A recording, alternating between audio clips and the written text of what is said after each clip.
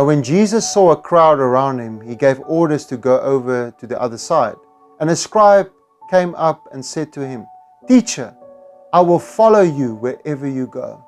And Jesus said to him, "Foxes have holes and birds of the air have nests, but the Son of Man has nowhere to lay his head."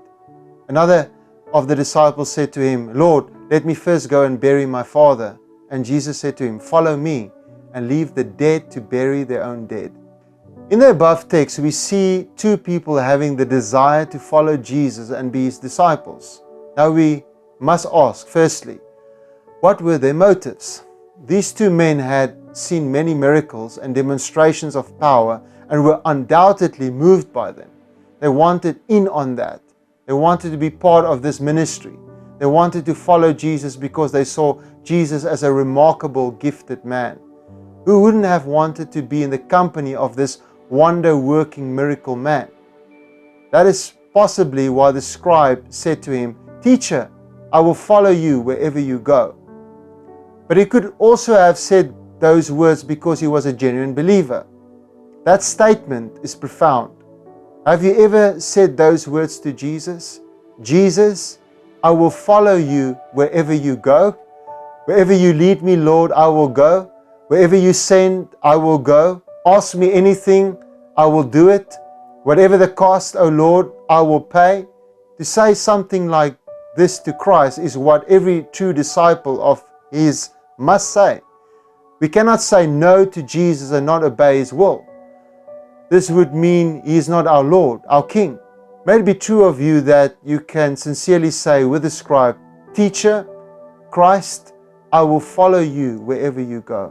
But listen to Jesus' answer.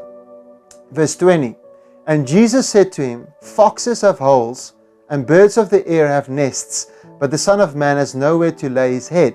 It is the first time in the Gospel of Matthew that Jesus uses the title Son of Man for himself, a title he will use repeatedly.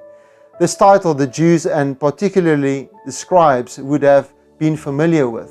Son of Man is used in Psalm 8, in Psalm 80, and in Ezekiel and in elsewhere as well.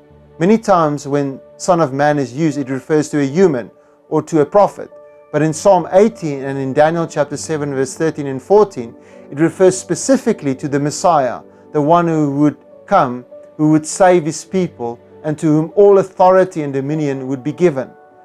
Now when this title is being used in the Gospels, it always refers to Jesus and his exaltation or his humiliation, as the commentator William Hendrickson points out. In this context, it probably refers to his humiliation or his life of sacrifice. When Jesus began his public ministry, he was always on the move. He had no permanent home to lay his head. He had no nest, no real estate, no apartment complex, no palace, no farm, and no hole. He was always on the go, moving from one town to the next, sleeping wherever he could find a place. He devoted his life to sacrifice, self-denial, service, and suffering, as William Hendrickson points out. And all these things he did voluntarily. He came to serve and to save those who were lost. He did this willingly, in obedience to God his Father. What was the point then that Jesus was making to the scribe? If you want to follow me, you have to live a life of sacrifice, service, self-denial, and suffering. That is it. Remember Jesus' words, "Unless you deny yourself, take up your cross and follow me, you cannot be my disciple." Matthew chapter 16:24. To follow Jesus, one must count the cost. That is the point.